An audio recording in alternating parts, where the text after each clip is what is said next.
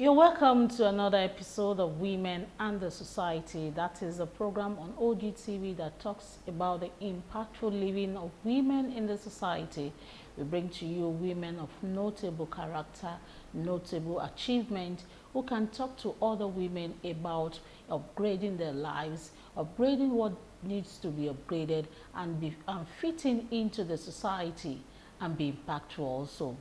Today on the program, we have a Nigerian professor, a professor of public health, a professor who has been on the field of advocating the usefulness of elder living and ensuring that everybody around her is doing well on their health. We have Professor OYEDUNNI Arulogun. She is the Vice Chancellor of Christland University here in Abeokuta.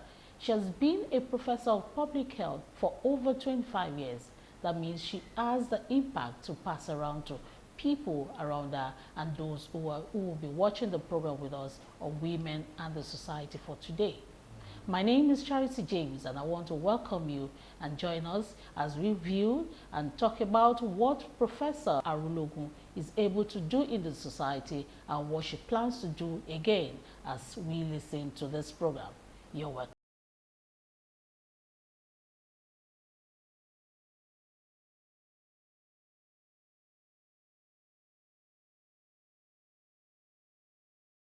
Program Women and the Society, Professor OYEDUNNI Arulogun. Thank you very much. It's nice having you here, talk to us, and we'll see you on the program sitting pretty. Well, our usual practice on the program is, aside knowing what you're up to in the society or what you have been doing to impact women, the children, as you are in the health profession, we want to know you. We want our viewers to know who is talking to us. So we want to know who Professor Arulogun is. Can you tell us about your schoolings, your background, your growing up years? What was the memories that you think has shaped you, and everything you want us to know about your childhood? Thank you very much. Second of 5 children. Growing up in a house of 3 girls, 2 boys. I had my primary school at UMC Demonstration School, Molete in Ibadan. Each time I passed through that school, fond memories. I had my secondary school at the Federal Government Girls College, Bida, Niger State. Then I had my higher school at the defunct Oyo State College of Arts and Science before getting into the University of Ibadan, where I had all my degrees. And on top of all those degrees from University of Ibadan, I've had opportunities for short training at the London School of Hygiene and Tropical Medicine, the Margaret Sanger Institute in South Africa, Harvard School of Public Health, and of course some leadership training at the University of Washington. So it was fun growing up on Oshosami Road in Ibadan. Oshosami is an Ijebu area. Most people there are Ijebu. So it was fun growing up there and walking to school and coming back every day. Very fond memories. One of the memories I had of my primary school was our school meals. They were serving us rice and beans with vegetable. We were having fried plantain with a fori roll. Very fond memories. And I still, as I'm speaking, I can see the women in their blue uniform with white apron. So our best meals that we love today, we got from that time growing up in primary school. In my secondary school, it was also an adventure for me, and because nobody in my family had crossed the Niger. But I made up my mind that if I was admitted in any federal government college, I would go. So when the result came and my dad said, you are not going, I asked him why. He said because the place is Bida, somewhere in Niger State, that he doesn't know anybody there. And I didn't remember what I said at that time, but later told me that I asked him and my mom that the secondary school I was going, the primary school I was going in Ibadan, were they following me to school? To school. That they said no. That at the end I told them, well, the God that you left me with, why don't you leave me to that God to follow me? So for the first time, that means you were strong-willed. so they didn't have a choice. They had to take me there the first day I resumed. So they crossed the Niger. So I told them, if not for me, you will never cross the Niger. So we got to school. That's an achievement for them then. So we got to school, and then they said, oh, didn't they receive the letter that they've asked new students to wait and no resumption yet, that they should take me back? I know that if I follow them back to Ibadan, I will never come back. So I told them, I said, they should just drop me in school, that I'll be fine. So that was my 5 years journey in Bida. I got to meet people from other cultures. It widened my horizon, seeing Nigeria as a big country. And I saw things that were really, I saw Granite Pyramid, I saw, even though sadly now, the other day I passed there, all the Granite Pyramids have all disappeared. And in those places where Granite Pyramids were, they had built houses. Civilization. And so my journey that led to who I am today professionally also started in my secondary school. Okay. I loved literature and sciences at the same time. So I did literature, religious studies, and government in A-levels. So you see, I have science background. Yes. Now I'm in social science. So now entering the university, I didn't make enough points. And if you asked me as a young girl who I wanted to be, I toyed with all manner of, I toyed with being a doctor, a lawyer. So at some point I just told myself, it doesn't matter anymore. What matters is excellence. Okay. And wherever I find myself, I'm going to mark my footprint with excellence. So going into the University of Ibadan, I didn't have enough points. So I wanted English, single honors. If you asked me back then what I was going to do with English, I don't know. You don't know. So I didn't have... And who was making these choices for you? I was making the choices. Okay. I am fortunate to come from a family where our parents did not force us on certain discipline. They just looked at your result and say you have strengths in this area. In fact, when I was going to register for WAEC, my dad said, look, you are not good in physics. Instead of having an F in your results, why not drop physics? So I dropped physics at the point of registering for WAEC. So our parents didn't force us on a particular profession. They allowed us to make our choices. So I didn't make enough points to read English. So I had to do change of course. So I had an option, guidance and counseling, special education, adult education. And in my young mind, I mean, no parent followed me. There was no phone. It is the privilege that had landline at that time. I'm talking about 1984.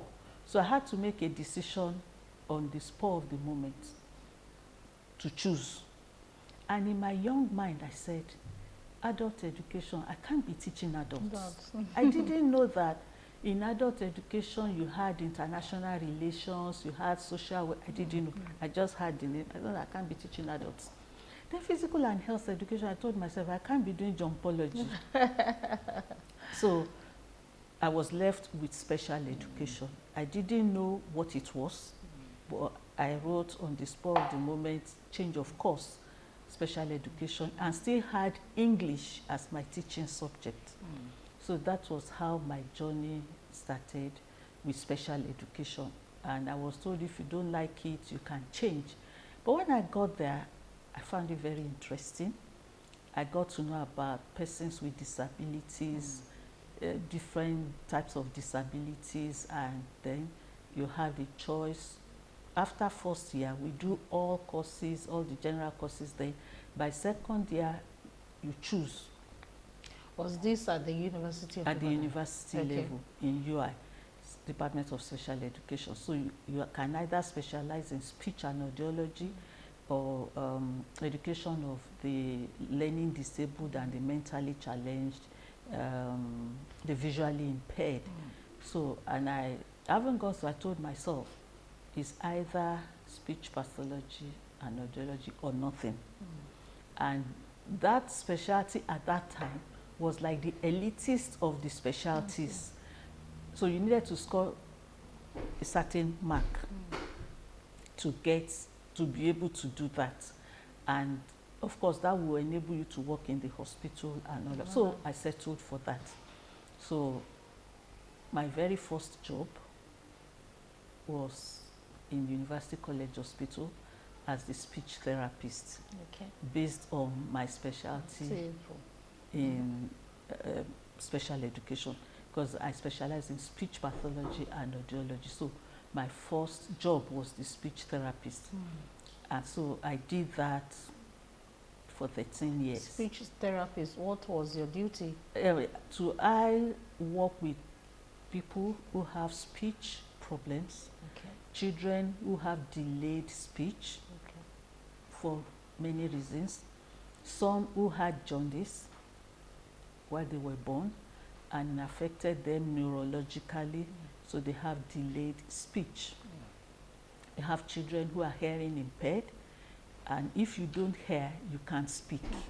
So those children, I help them in terms of their speech. I also work with people who have cancer of the larynx. After surgery, there's a surgery that we call total laryngectomy. They remove their larynx. And so when they remove their larynx, there's no more voice. Although they can speak, you think they'll just be whispering. So my job is to help them put volume into that. I was also working with stroke patients, helping them to recover their speech after stroke. So that was a very rewarding experience for me, to see smiles on patients' faces, to say, so I can speak again. So I did that for 13 years. So in between that, my head of department then, Professor Ijadola, is late now. He called me and said, I think you should do a course in public health. I was going there. But before we go to your public health aspect of it, let's talk about the influence of parents. With all you have said, your parent didn't force you to do anything. It was your decision all through. But for some parents, it will be like a war between them and their children, and the interest of studying what they really wanted, and what their father or parents wanted, will bring a sort of bruises to their interest, and things won't go on well later on in life, because if for them, they will want to perform well. They will say, yes, let me collect this certificate and hand over to my parent because they wanted this, and they will start again later years to do what they like. So let's talk about the influence of parents in choosing courses or choosing life careers. What do you think the impact will be on the children? I think parents should let their children be. What I will advise or counsel parents to do is watch your children as they grow. You will see traits of what they will become in future.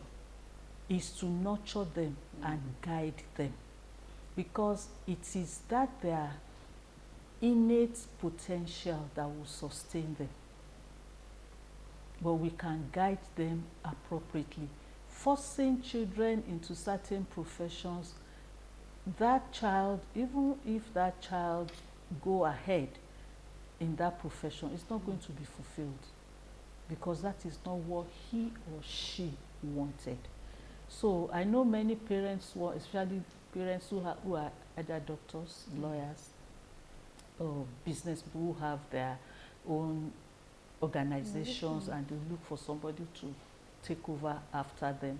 Every parent wants that, but we should encourage our children to be who they want to be, guide them prayerfully. That would be my advice. When some children are forced, well, they may at the end of the day enjoy that profession, but oftentimes they are not fulfilled. Thank you. Now let's continue with the public health aspect, because you are really known now as an expert on that field, and you're doing well. So how did the switch Reporting. So happen? And at that time I had started my PhD in special education. So he said, why don't you take up public health, that he thinks that would be a better place for me. So I took up the challenge. I've never heard of that before. So I picked up that challenge. I dropped the PhD. I went to take up another Master of Public Health. And so when I got there, I said, I think this is where I want to stay. So I did my Master of Public Health, and my study was at that time when I did my MPH, that was the era of HIV. HIV was just new. Then people didn't understand. So I had my study among long-distance truck drivers because they are the vulnerable groups because of their work. So my study was titled Perceived Susceptibility to HIV, an attitude towards condom use among long-distance truck drivers. So I had a fun working among long-distance truck drivers. I learned lessons working with them, and so that was my potting story. After that MPH, I just told myself, I think this is where I want to stay for many reasons. I had lecturers who were giants in their own rights. Late Professor Joshua Dada-Adeniyi, Professor William Briger, Professor Dimeji Oladepo, Professor Isaac Olaseha were our lecturers, and I looked at them, and I looked at their life. I saw that, and at that time people were leaving Nigeria because the pay wasn't good and all of that. And I told myself, I mean, if these guys are here and they are making it, I have no business. That means Japa didn't start now. Yeah, no, it's been there. Okay. It's been there. It's been there. It's just that now it's modern. It's been there. In the late 80s, early 90s, our lecturers were leaving. In fact, I have a senior friend. Most of my friends are far older than me, Professor Lawani. So we will say, because I have many of them, they share their life stories with me. So at that time, I was in the 80s. He told me, he said, you know why I didn't leave for Saudi with my, when my colleagues were leaving? He said because he had 5 children, 3 boys, 2 girls, and that if he left, he's not sure his wife would be able to handle them. And so he stayed behind for the sake of the children. And that at that time that he was speaking with me, the children are all grown up, they're doing well, and all the places his colleagues had been, he can also go there now. So I learned that home front is key. So that was my potting story to public health. So, and then I took a PhD in public health, in health promotion specifically, and my PhD topic was like the groundbreaking in a way, because I combined my 2 fields of specialty. I have 2 degrees in special education. I have also public health. And at that time, I had issues thinking about the topic I was going to do. I still wanted to work on HIV because it was still the order of the day, but my study population was an issue. my supervisor wanted me to work among health workers. So I discussed with my head of department, Professor Ijadola, and he looked at me and said, he said, you are not a medical person. Which medical person will sit under your tutelage? Then he told me and said, he was the one that opened my eyes. He said, you have two fields of specialization, special education, public health. Why don't you marry the two together? It never occurred to me. And that has been my guiding principle till today. Because in our department, we have journalists, pharmacists, microbiologists, all fields coming. So when they said, Ma, give us a top, I said, I don't have for you. What's your background? Look at the public health significance of your primary field. So I was able to do that because somebody did it to me. So that was how my topic for my PhD thesis came into being. And that was effectiveness of AIDS education using sign language among deaf secondary school students. And so it covered both sides. So I covered both sides. And so that was the beginning of my journey in public health. And I've worked with that group. I'm still working with them till today. I've been able to also help them build their capacity to be able to seek help, health-wise, as it were. So that's my journey. That's my potting journey from public health to public health. So how long have you spent on public health? You said 13 years for the special needs education. Since 20. When my potting to public health was, that NPH was in 1990. Okay. And my PhD was in 1998. And I joined the university full force in 2002. So 2002 to date is about, that's 23 years now. That's 23 years within the university setting. But my relationship in public health dated back to 1990. This interview, we will have to divide it into two. Usually the program is at 30 minutes for one episode, but because of your caliber and what you have to present to our viewers, you have to record one and do the second part, looking at the public health issue in Nigeria and how it affects us. So women, to be impactful, you have to ensure that you develop yourselves first, because development will transcend to development, and when you develop yourself, others around you will get the development that they need. On that note, I want to wish you a very good stay, be impactful in the society, and don't forget that as an impactful person, it is time for you to impact yourself too. Bye. My name is Charity James.